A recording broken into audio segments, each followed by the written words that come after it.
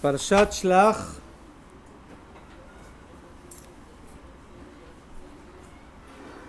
Tafshin Ain Vav, 5776. Nos disculpamos que la semana pasada no tuvimos shiur porque no estuvimos aquí. Pero ahora sí estamos, Baruch Hashem.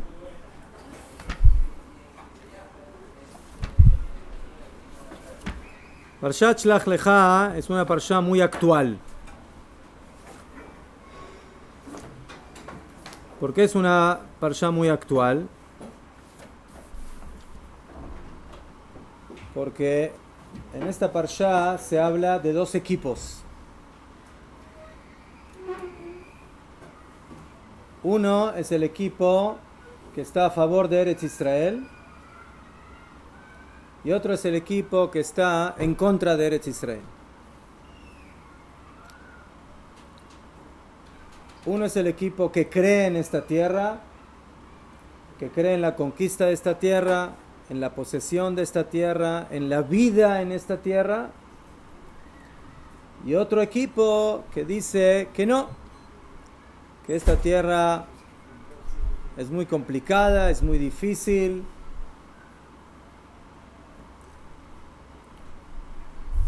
Y de esa manera llegamos a lo que se denomina en el idioma de nuestros Jajamim Het Ameraglim, el pecado de los espías. Como dice el pasuk en Teilim, el pasuk Vaimasu be'eretz Chemda, que el pueblo de Israel detestó la tierra deseada, la tierra de Israel.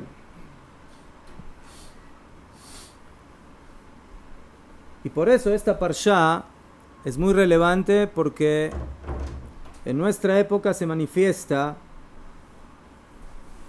el hecho de que Am Israel regresa a su tierra, se conecta nuevamente con Eretz Israel, quiere redimir a la tierra,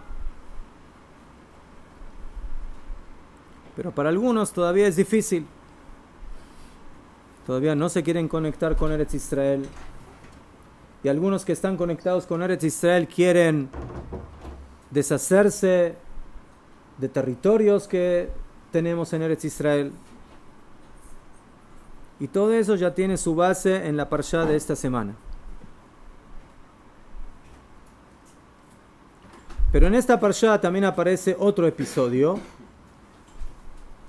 que es el episodio de los Ma'apilim.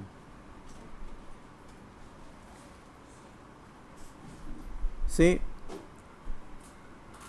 Después de toda esta historia de los Meraglim, de los espías, cuando Akadosh Baruj Hu decide castigar a toda la generación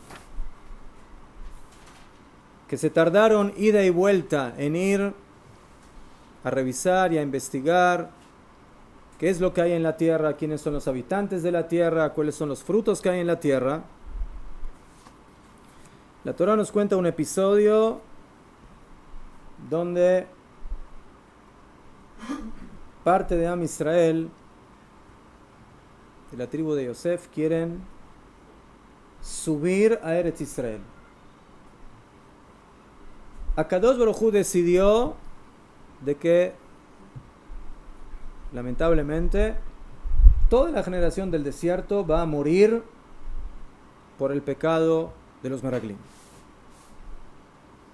Toda una generación de cientos de miles de personas que en un principio podría haber entrado rápidamente a Eretz Israel con rapidez en algunos días. Esos días se transformaron en 40 años, año por día, que los Meraglim se tardaron en ir y regresar para informar y difamar a la tierra. Y Akadosh Baruj Hu dijo, prometió, nadie entra en la tierra. Por supuesto, menos Yoshua, Caleb, que fueron los 2 espías de los 12 que se portaron bien y que hablaron bien de la tierra y que la apoyaron, y que a pesar de que eran minoría, demostraron de que podemos creer en Akadosh Baruj Hu, podemos creer en la fuerza que Él nos va a dar para conquistar la tierra. Y Tovah haaretz meod meod, y la tierra es muy, muy buena. Esa es la visión de Yoshua bin Nun, de la tribu de Efraim, y de Caleb ben Yefuné, de la tribu de Yehuda. En el momento que Hashem decretó que nadie entra en la tierra de Israel, nadie entra. Pero parte de Bnei Israel dice, nosotros igual vamos a subir. Moshe les dice, tengan cuidado, Hashem no está con ustedes. Y Bemet los atacan y los matan. Y por supuesto no pueden entrar en la tierra. Pero la Torá ve a esto como un pecado, como una rebelión en contra del decreto divino de que primeramente la orden era ir a Israel y conquistar la tierra, pero en el momento que ustedes desobedecieron y hablaron mal de la tierra y la difamaron, entonces ahora tienen prohibido entrar en Eretz Israel. Y los únicos que lo van a poder hacer son vuestros hijos, la próxima generación, la generación que nazca en el desierto. Estos dos pecados, si los analizamos, se contradicen. ¿Por qué se contradicen? Porque el primer pecado es desobedecer la orden de Hashem de ir y conquistar la tierra y de difamarla y de hablar mal de ella. El segundo pecado es querer ir a la tierra, querer conquistar la tierra, querer entrar en la tierra, pero cuando Hashem ya se los prohibió. ¿Qué relación hay entre estos dos pecados? Entonces, un poquito de eso es lo que vamos a hablar.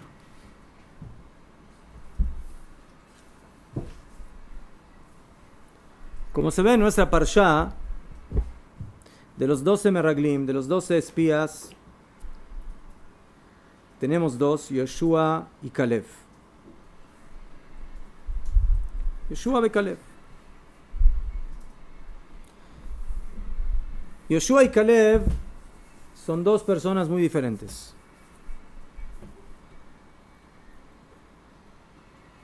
¿Por qué? Porque, por ejemplo, cuando hablamos de Yoshua, ¿cómo se llamaba Yoshua antes de que se llamaba Yoshua? Hoshea. Y viene acá Moshe Rabbeinu y le agrega la Yud. Vaikra le Hoshea bin Nun Yehoshua. Bediu. Dicen Jajamim que es la Yud que quedó volando luego de que Hashem le colocó a Sarai el nombre Sará.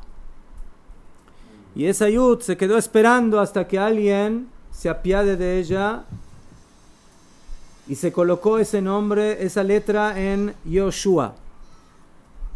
¿Qué significa Yoshua? Dicen Jajamim, Ka, ya, Oshiacha me'atzat meraglim, que Hashem te salve del consejo de los espías. Yoshua necesita un apoyo externo para salvarse de la influencia de los meraglim. No es fácil. La mayoría difama la tierra. La mayoría está en contra de Eretz Israel. Es muy fácil acoplarse a la mayoría. ¿Mejor? Especialmente en un estado democrático. Si la mayoría dijo algo, tienen razón. Vienen Yoshua y Caleb y dicen, no, la mayoría no tiene razón, la mayoría está mal.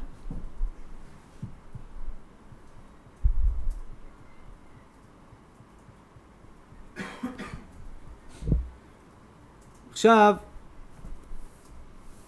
por otro lado, Caleb no se le agregó nada, Caleb quedó con su nombre exactamente lo mismo y vamos a tratar de analizar a estos dos personajes que de alguna manera demostraron que son la bandera de Eretz Israel. Caleb es de la tribu de Yehudá, de los hijos de ¿quién? De Lea. Yoshua es de la tribu de Efraín, de Yosef, de Rachel. O sea, cada uno de estos dos meraglim viene de otra madre, y eso no es casual.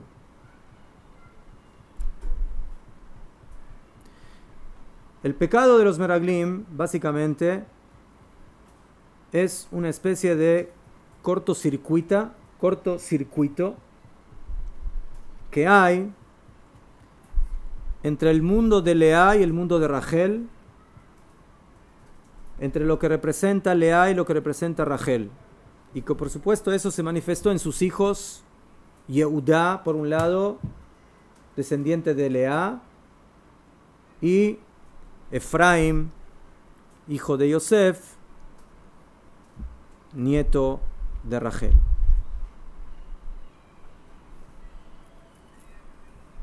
Nuestros Jajamim dicen de que Lea y Rachel, las dos esposas de Jacob, son las que construyen, lo dice el pasuk en Yitro, en Ruth, perdón. Rachel y Lea, asher banu shteyem et bet Israel. Rachel y Lea, las dos construyen la casa de Israel. Las dos. Jacob necesitaba dos mujeres. No entramos ahora cómo llegó a tener esas dos mujeres, pero ese es el hecho. Jacob tiene dos nombres, uno se llama Jacob y el otro Israel. Un hombre con dos características esenciales espirituales necesita para poder manifestar su personalidad la transmisión de lo que él representa en esas dos esposas, una Rachel y la otra Lea. Según Jajamim, Lea representa el alma de Itkasia, el mundo oculto. Lea fue oculta. ¿Cómo llegó a casarse con Jacob? De manera escondida.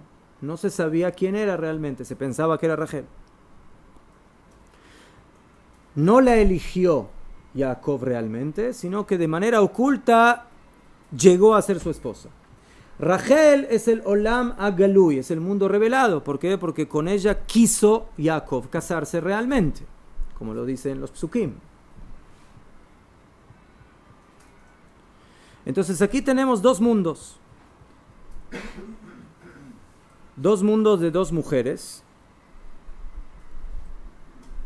Y que ahora se manifiestan en dos descendientes. Que uno se llama Yoshua, que viene de Rachel, y el otro se llama Caleb, que viene de Lea.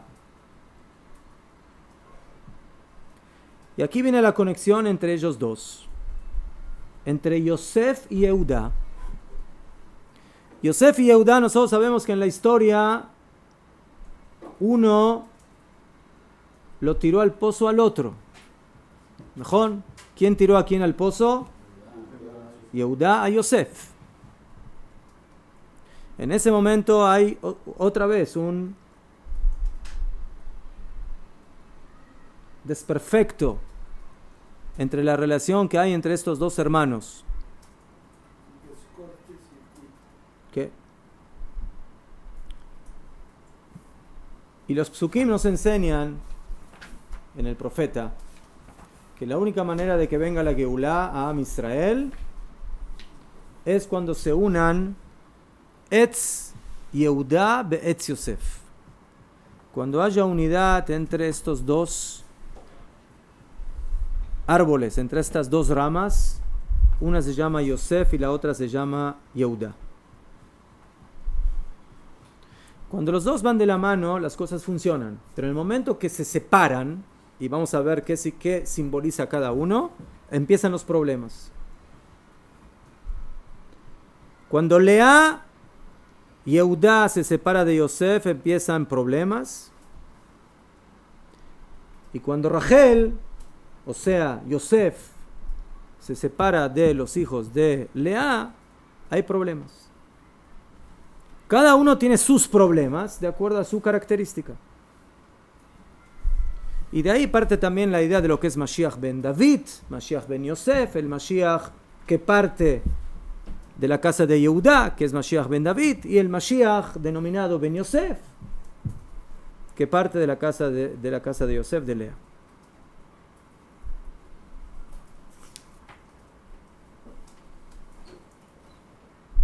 O sea, todo esto en realidad empieza mucho antes. Esto ya empieza con el pecado de Adán Rishon. No vamos a entrar ahora en ese aspecto. Pero en forma general, ¿qué fue el pecado de Adán Rishon? El pecado del primer hombre. La desobediencia a Kadosh Baruj Hu. ¿Qué hacía Adán en el Gan Eden antes de que fue echado? Dos cosas.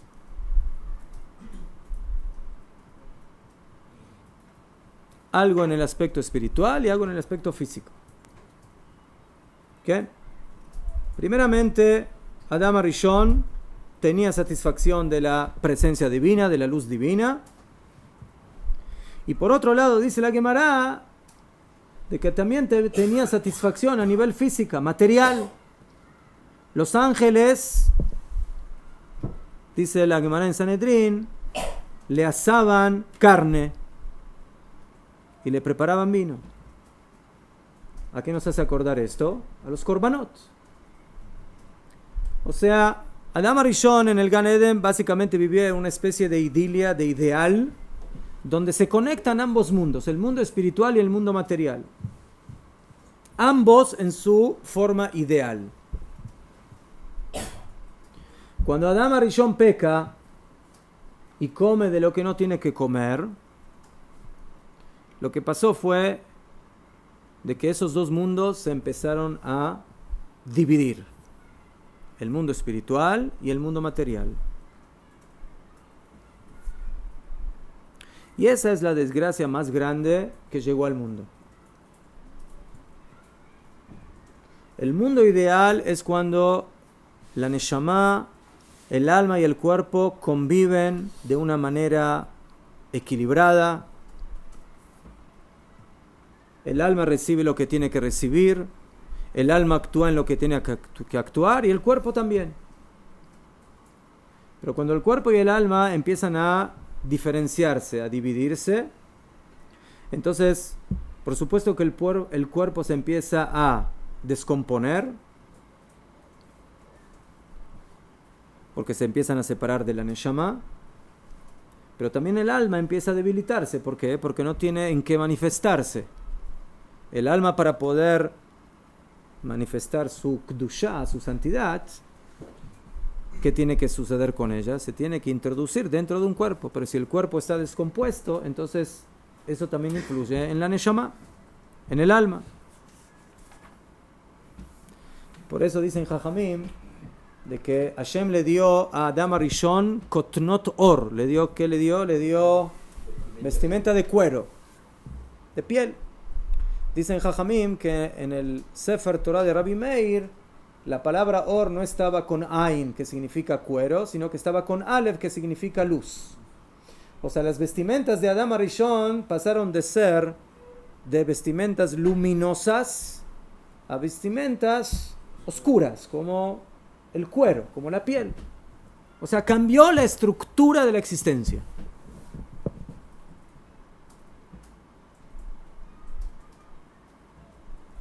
Empezó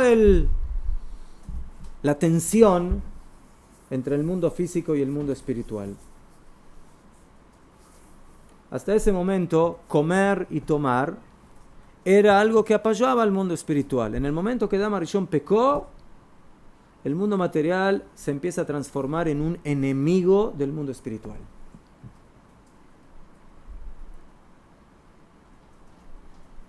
¿Qué?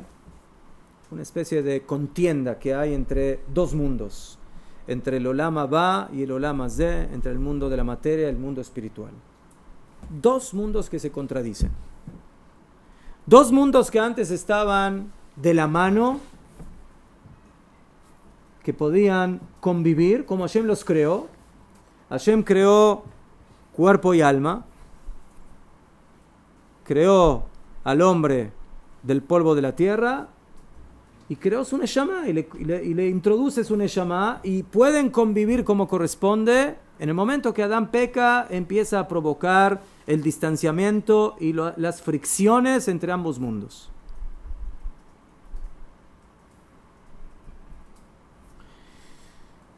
Viene Jacob Avinu, y Jacob Avinu es el que viene a provocar el tikkun del pecado de Adán Rishon.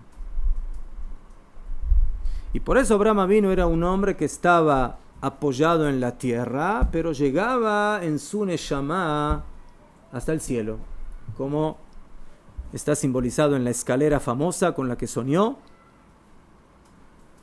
Sulam, una escalera que está apoyada en la tierra, o sea, físico, material, pero Roshó, la cabeza de esa escalera, llega hasta el Shamayim.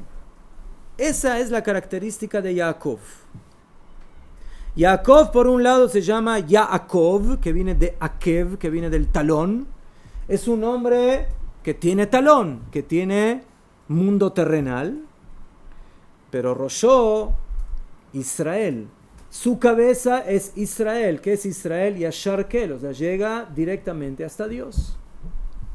Esa es la doble existencia de Jacob. Y él es el que sabe equilibrar entre los dos, de la manera más ideal.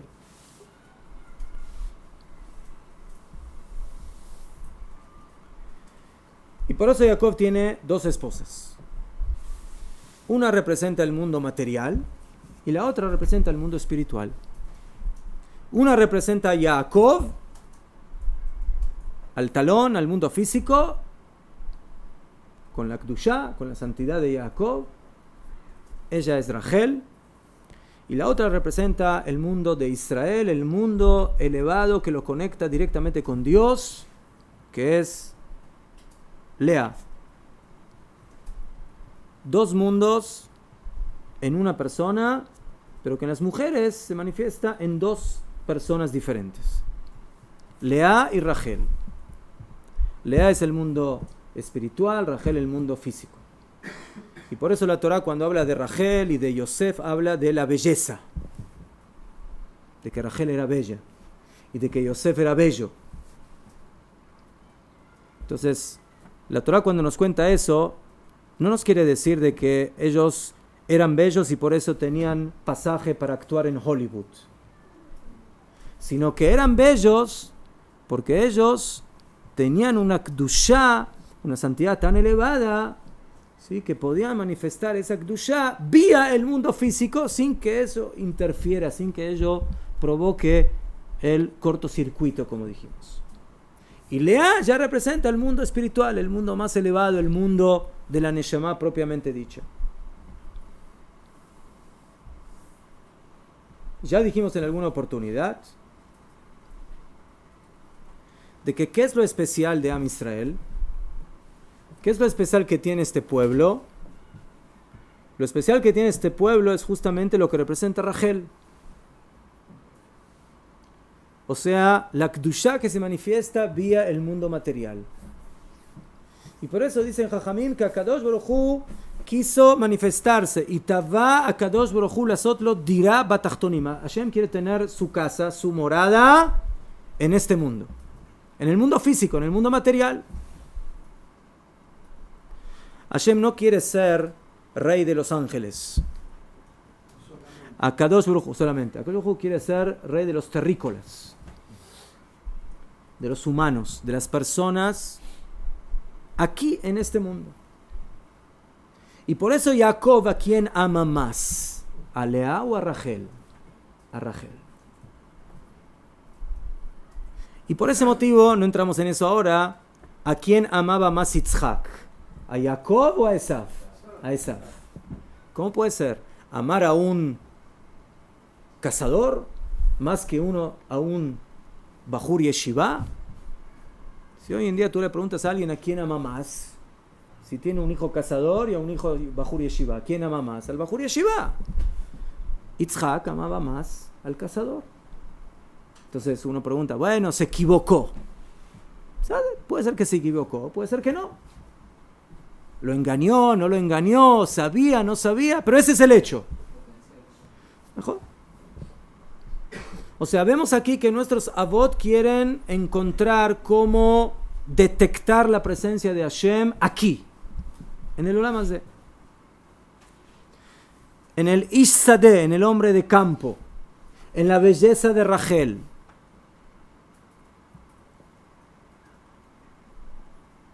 Entonces, Najón, Hashem le cambió el juego a Hashem por medio de Labán, le cambió el juego y le dijo, ahí te va Lea. ¿Qué significa? Para poder traer el tikkun al mundo, tienes que construir a Am Israel con las dos características, con la de Lea y con la de Rachel. O sea, necesitas almas que representen lo que representa Lea, vía Yehuda principalmente, y necesitas, por supuesto, las almas que van a partir de Rachel, que se manifiestan vía Yosef.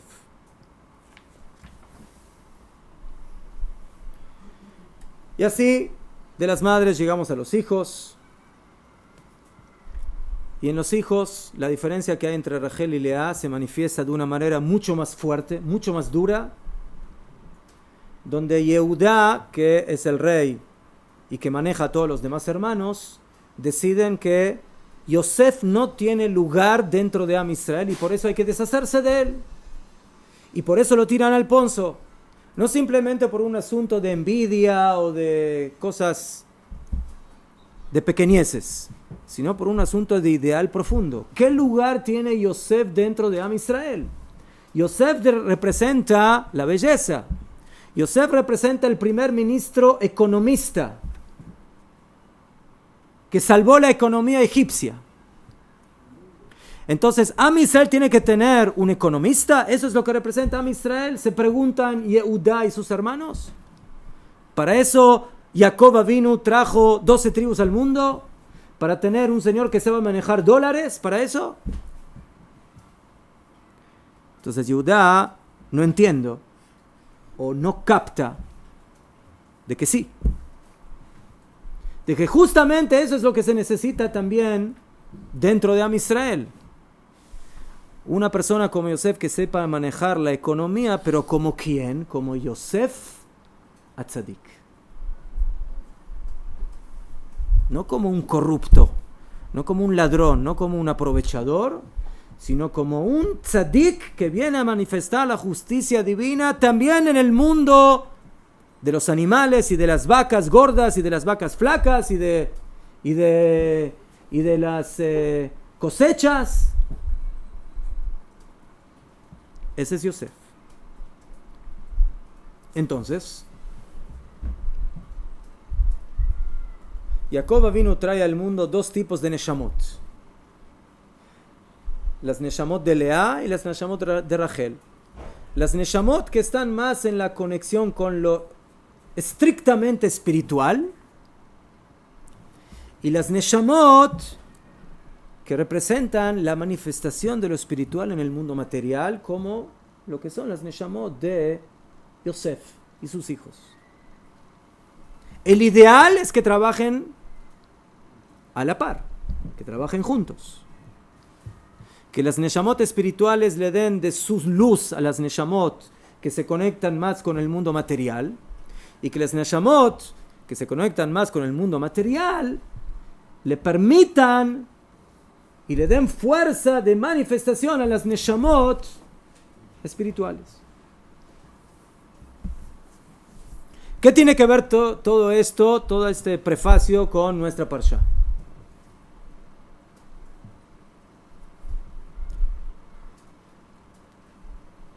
Jeta Meraglim, el pecado del becerro de oro.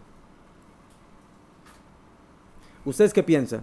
¿La generación del desierto es una generación que se conecta más con quién? ¿Con el mundo de Lea o con el mundo de Rachel? ¿Qué piensan ustedes?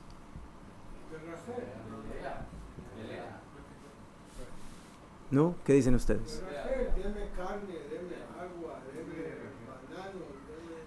Eso es cuando tienen hambre, pero durante 40 años, ¿cómo vive toda esa generación? Viven en una burbuja espiritual. No trabajan nada. No trabajan. ¿Qué comen? Comen man. No cultivan. Las nubes los cubren. No tienen que luchar, no tienen que pelear. Ni siquiera tienen que ir al baño, porque Jajamín dicen que el man se absorbía en sus huesos, en su carne, y no tenían que decir la barajá de Asher Yatzar. La generación del desierto es una generación que vive en el Olam Haba.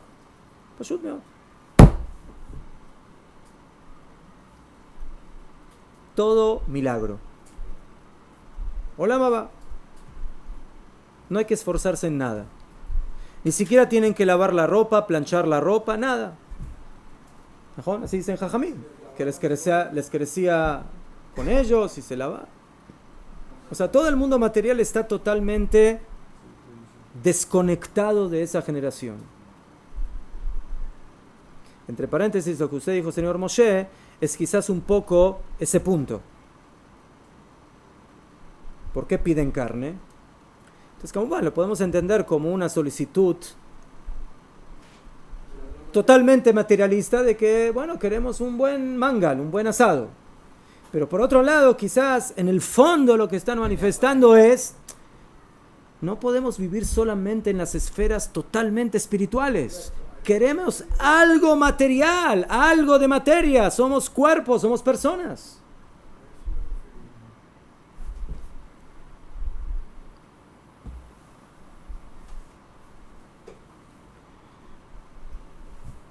El Dor del desierto, la generación del desierto es una generación muy elevada. Pero, justamente porque es muy elevada, le cuesta poder manifestarse vía el mundo material.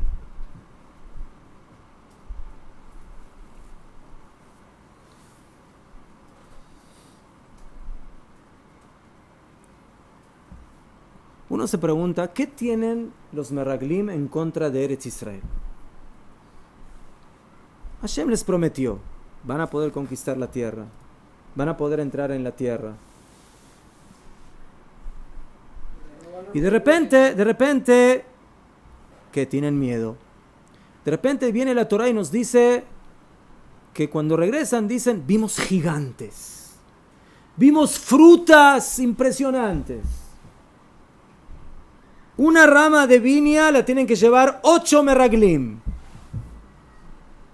Una granada, 2 meraglim. O sea, ¿qué ven los meraglim en Eretz Israel? Ellos ven en Eretz Israel un mundo súper y excesivamente material.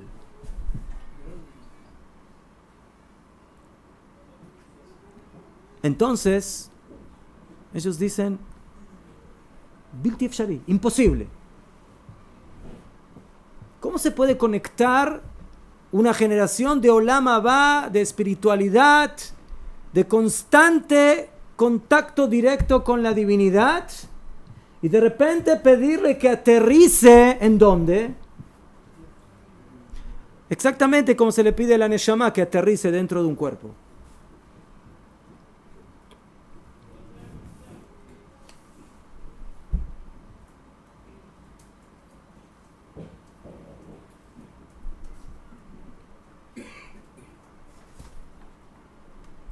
La generación del Midbar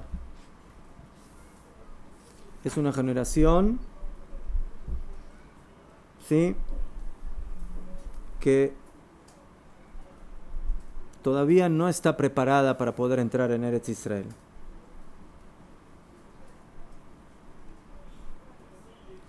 Fíjense que antes de ese pecado hubo otro, el Geta Egel, ¿no? El pecado del becerro de oro. ¿Qué pasó en el becerro de oro? En el becerro de oro, Am Israel no dijo no queremos a Kadosh Baruj Hu, sino que ellos dijeron, de alguna manera, nosotros no podemos todavía manifestar la presencia de Hashem en este mundo. ¿Por qué justamente el oro? El oro representa el mundo material. ¿Qué? Por eso sus hijos tuvieron que tenían que entrar, porque ellos no vivieron en ese mundo. Medio. Mejor. Mejor.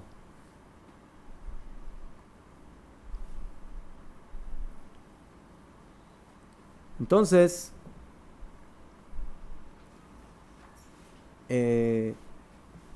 aquí comienza básicamente lo que sucede entre estas dos tendencias que se van desarrollando dentro de Am Israel. La tendencia que representa Yehudá y la tendencia que representa Yosef. De alguna manera vemos que al final Moshe Rabbeinu tampoco no puede entrar en Eretz Israel, pero bueno, ese es también un punto que hay que analizar.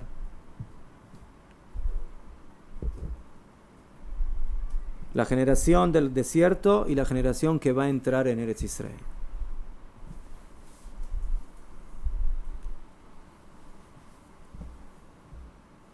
Entonces, por un lado, ese es el problema que tiene la generación que no entra en Eretz Israel, la generación del desierto, que es una generación que está básicamente demasiado conectada con el mundo espiritual y no tiene una manera de cómo conectarse con el mundo físico. Pero por otro lado, dijimos que hay un segundo pecado, el pecado de los que luego, a pesar de que Hashem ordenó que no se puede entrar en Eretz Israel, lo quieren hacer igual. Ese es el otro lado de la moneda. Ese podríamos decir que es el mundo de Rachel, pero que se desconecta del mundo espiritual. Él dice, a mí no me importa nada, yo solamente Eretz Israel. Hashem ordenó, Hashem no ordenó, no importa. Vamos a Eretz Israel. Queremos esa conexión. Eso también está mal. Así como desconectar el Olam Haba del Olam Hazeh es peligroso, posiblemente tan peligroso o más peligroso es desconectar el Olam Hazeh, este mundo del Olam Haba, del mundo espiritual. Todo el libro de Dvarim, ¿de qué habla? Moshe Rabbeinu le advierte a Bnei Israel una y otra vez, cuidado en Eretz Israel. Eretz Israel es el ideal, pero hay que tener cuidado. ¿De qué? De no irse demasiado al mundo material, al mundo de los frutos, al mundo del bienestar, al mundo de la bonanza. No se olviden de Akadosh Baruj Hu, no hagan idolatría, no pateen la presencia divina cuando les vaya bien. Ese es el peligro de Eretz Israel.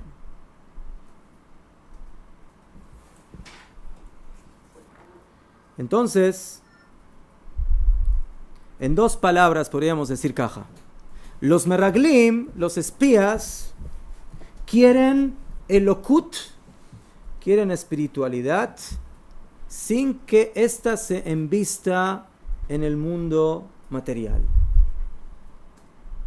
Y los maapilim, y los que luego suben a Eretz Israel, luego del decreto divino, ¿qué quieren?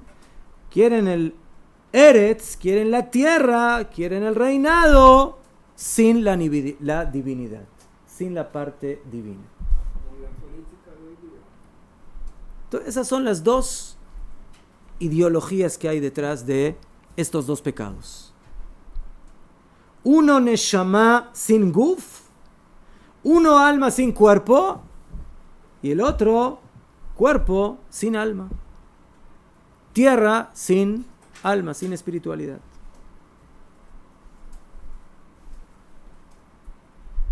Cuando los meraglim regresan de Eretz Israel con los frutos y empiezan a llorar, y empiezan a quejarse, dicen, en Eretz Israel hay solo materialismo, hay solo gigantes, hay solo materia.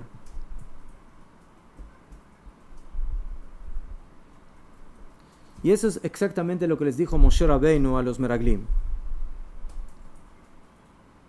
Yo quiero que en Eretz Israel no solamente vean lo físico, sino quiero que vean lo espiritual. Si Si ustedes van a ver solamente lo físico, entonces están perdidos.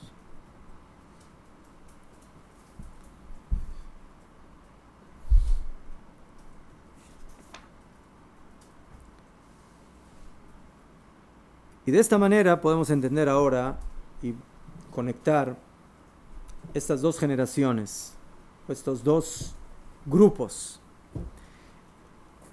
el de los Meraglim y de los Maapilim, y conectarlos con Yeshua y Caleb. Caleb en Yefuné era descendiente de Lea. Si es descendiente de Lea, tiene la Neshama de la generación del desierto y no la generación de Eretz Israel. Todo lo que hace Caleb es fortalecerse para no caer en el pecado de ser solamente espiritual y no conectarse con la tierra. Caleb en Yefuné por naturaleza tiene que ser un hombre que tendría que estar de acuerdo con los Meraglim, con los espías, de quedarse en el desierto, de vivir una vida espiritual y no conectarse con el mundo terrenal. Pero Caleb demuestra otra cosa. Como dice el Pasuk, Ruach Ajeretimo, tenía otro espíritu. ¿Qué significa? Él tenía un espíritu diferente de lo que en realidad posiblemente correspondía a su esencia. Él logró doblegar ese espíritu de quedarse en el desierto, de mantenerse en la burbuja espiritual de la existencia y entender que hay que entrar en Eretz Israel. Caleb logró de alguna manera cristalizar el tikkun de la generación del desierto, de saber cómo equilibrar entre los dos mundos. ¿Qué fue lo que hace Caleb? ¿Qué fue lo que hizo Caleb cuando entró en Eretz Israel? ¿A dónde fue? ¿Alguien se acuerda? ¿A dónde fue? ¿A dónde? A Hebrón. Ya fe. ¿Qué hay en Hebrón? La tumba de los Avot. ¿Y por qué fue ahí? ¿Por qué fue ahí? ¿Qué tuvo que hacer ahí? Dicen que fue a pedir a los Avot que lo ayuden en su relación con los otros espías. Hebrón representa, ¿qué palabra, qué representa Hebrón? Jibur, unidad. Unidad entre los dos mundos. Eso es lo que busca Caleb ben Yefuné en Hebrón. Él busca conectarse con Eretz Israel.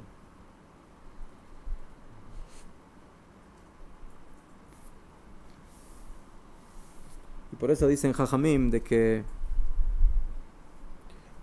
en Hebrón está la puerta al Gan Eden. Porque para llegar al Gan Eden, a Jerusalén quizás, hay que saber cómo conectar ambos mundos.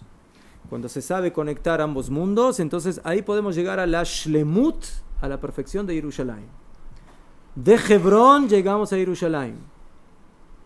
David Amelech, antes de ser rey en Jerusalén, 33 años, fue rey en Hebrón.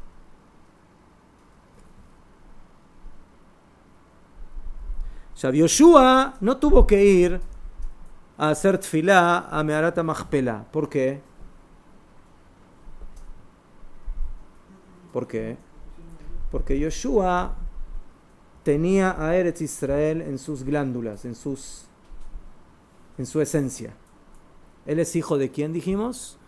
De Yosef, de Rachel, de la belleza física material.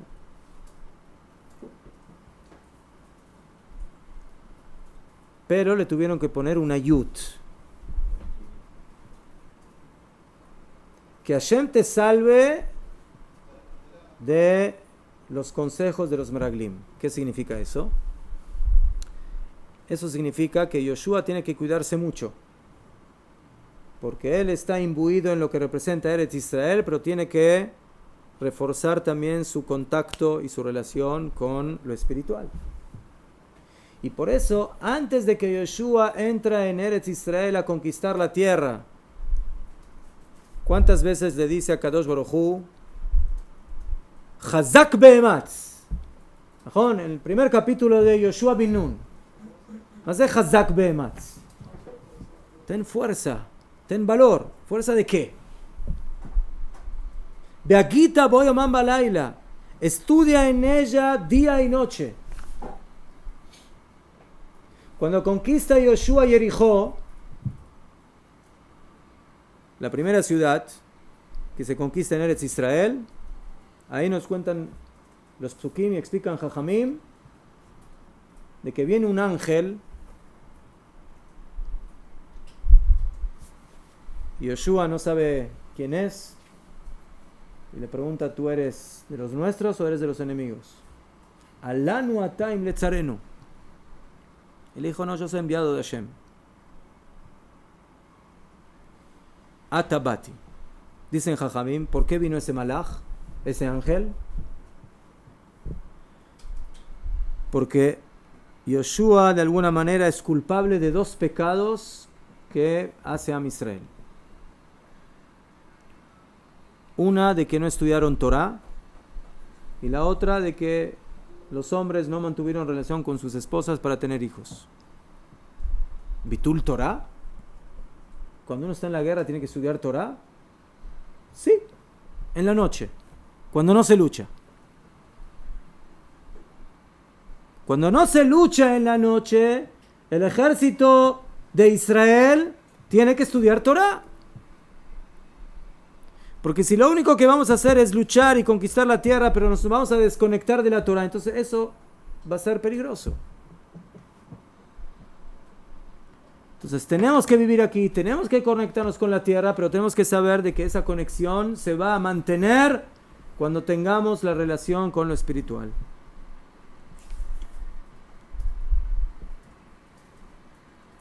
Entonces aquí vemos que ese es el secreto de la Geulá. La Geulá es saber cómo conectar entre la generación del desierto y la generación de Eretz Israel, entre el cielo y la tierra, entre Yosef y Yehudá, entre el mundo de Rachel y de Lea. Y si uno analiza eso en el mundo moderno, en la vida moderna, vemos de que en eso está el secreto de la vivencia aquí en nuestra tierra. Normalmente aquí en esta tierra tenemos dos grupos. El mundo que está conectado con el trabajo, con el desarrollo, con la ciencia, la tecnología, los avances y demás. Podríamos decir que es el mundo más laico,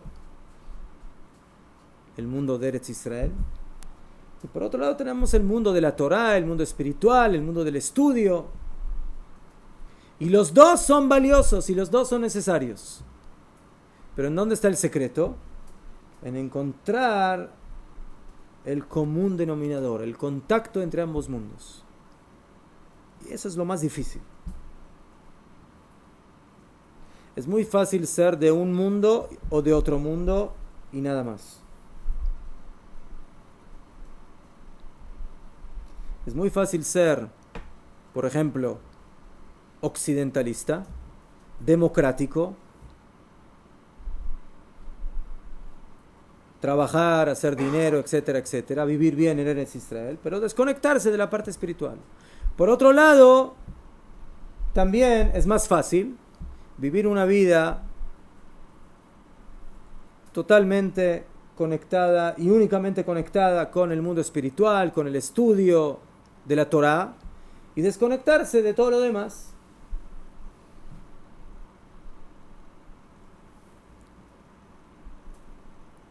Dice Akadosh Baruj Hu, ese es el Chet HaMeraglim y ese es el Chet HaMa'apilim. El Chet HaMeraglim significa, no necesitamos a Eretz Israel. No necesitamos aquí una vida en esta tierra. No necesitamos desarrollar la industria y la agricultura. Y no necesitamos un ejército. ¿Para qué? Todo eso es peligroso. Todo eso es algo que nos puede apartar del Olam Haba, que nos puede quitar y nos puede provocar el pecado, etcétera, etcétera. Entonces por eso, mejor quedarse en el desierto. Mejor vivir en la burbuja de las nubes santificadas y que me den de comer y que me den de tomar y que me den de vestir y que me enseñen Torah y se acabó. Akadosh Baruj Hu tiene otros planes. Akadosh Baruj Hu quiere que cada Yehudí entre en Eretz Israel y conecte esa Kedushá divina a la tierra y que lo manifieste vía el trabajo de la tierra, vía la agricultura, vía la industria, vía la seguridad, vía la tzabá.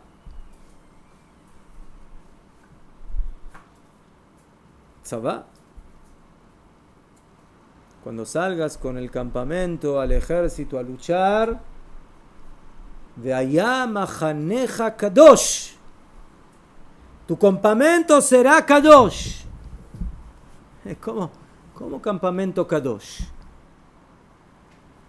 Tarte desastre, es una contradicción.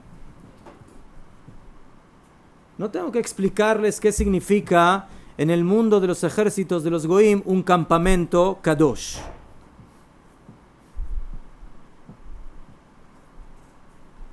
¿Qué hacen los soldados? ¿Cómo se comportan? En la guerra y no en la guerra. Akadosh Baruj Hu le exige al campamento de Am Israel que sea kadosh. Y si un soldado tuvo una impureza, tiene que ir a la tevilá. Y afilu cuando la Torá dice, te permito tomar una cautiva. ¿No? ¿La Torá permite? Ya fe. ¿Pero qué hay que hacer? Hay que tratarla bien. Hay que cuidarla. Hay que darle tiempo, un mes. Convertirla. No puedes hacer con ella stam lo que quieras. Y a pesar de eso, dijo la Torá, eso es el Yetzer Hara.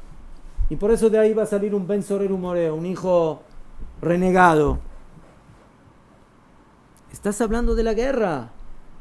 En la guerra el soldado prácticamente es dueño de lo que quiere y hace lo que quiere. En la Torá no. En la Torá hay Kedushá en el Mahané, en el campamento. Hay Kedushá en la agricultura y por eso tienes que apartar los diezmos y tienes que sacar para el Cohen y para el Leví y para el pobre y llevar a Jerusalén.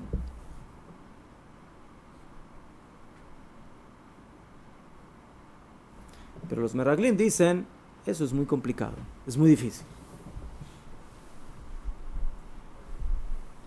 Cuando los Meraglim dijeron de que en esta tierra hay gigantes, ¿saben lo que quisieron decir en otras palabras?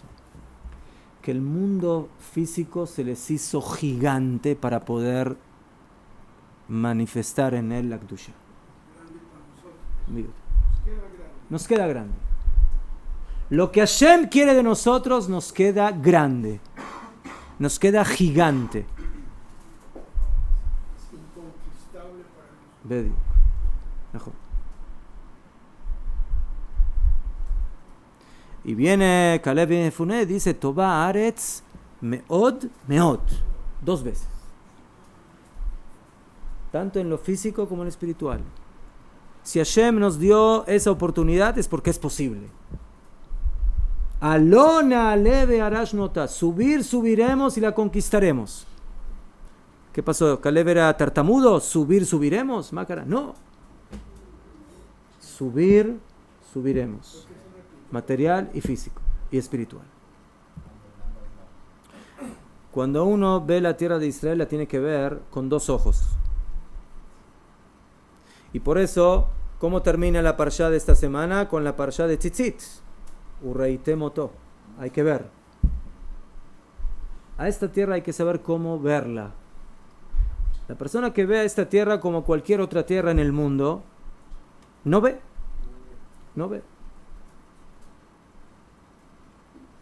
Y eso lo podemos decir aquí como un testimonio claro, ¿sí? ¿Qué pasó en esta tierra durante los últimos 70 años? Es algo que es inexplicable. como un pueblo destruido luego de 2000 años de persecuciones, hechos cenizas en los crematorios de Auschwitz. Después de 3 años vienen aquí, deciden crear un estado, guerra tras guerra, atentados, persecuciones, antisemitismo que viene de afuera. Y a pesar de esto, esta tierra pujante y sigue adelante y sigue creciendo. No es normal eso. Es un milagro. Es un milagro en fascículos constantes. Pero por otro lado, vienen los Mapilim, los que dicen, vamos a Eretz Israel, no importa, sin Torah, sin nada. Eso tampoco no funciona. El sionismo herzliano tuvo su fuerza en su momento. Pero en el momento que llegas a Eretz Israel y tú dices, no hace falta la Torah, no hace falta la espiritualidad, tampoco no va a funcionar. Mapilim. Los que subieron. Los que no hicieron caso de la orden de Hashem que no se puede ir a Eretz Israel. Ya se decretó prohibido. Entonces ahí hay que encontrar la unidad de los dos árboles. Como dice en Yehezkel 37, hay que unir el Etz de Yehudá con el Etz de Yosef. Hay que encontrar el equilibrio adecuado y correcto. Y entender de que tenemos que cuidarnos mucho de no volver al pecado de los Meraglim. Y tampoco al pecado de los Ma'apilim. Sino saber de que ambos tienen lugar. Yehudá tiene su lugar y Yosef tiene su lugar. Caleb ben Yefuné como representante de Yehudá y Yoshua ben Nun como representante de Yosef. Y uno no puede sin el otro.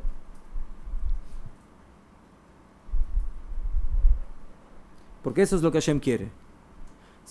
Hashem, como dice el Pasuk, y con eso terminamos. El Pasuk dice, Vanshei Kodesh tiunli, hombres de Kdushá serán para mí. Decía el Rav Menachem Mendel Mikotsk. El Pasuk dice que Hashem quiere hombres de Kdushá, no quiere ángeles Kedoshim. Quiere hombres que tienen Kdushá. Quiere hombres de carne y hueso que saben manifestar la existencia de Hashem en el mundo, en su comportamiento, en su actuar. Y por supuesto que eso se manifiesta de manera ideal aquí, en Eretz Israel. Así como un utensilio perfecto cuida el contenido que tiene adentro, de la misma manera el lugar perfecto y absoluto para poder manifestar el contenido espiritual de Am Israel y de su Torah es aquí en Eretz Israel. En Chutz La'aretz las luces están apagadas. Galut. La Kdushá está en la prisión. En Eretz Israel la Kdushá se siente en su hábitat natural. Y por eso Akadosh Baruj Hu le ordenó a Am Israel, vayan a Eretz Israel y Bezrat Hashem que se cumpla pronto lo que nos enseñó Caleb ben Yefuné, Aló Na'aleh ve'arashnu ta, subiremos y la conquistaremos.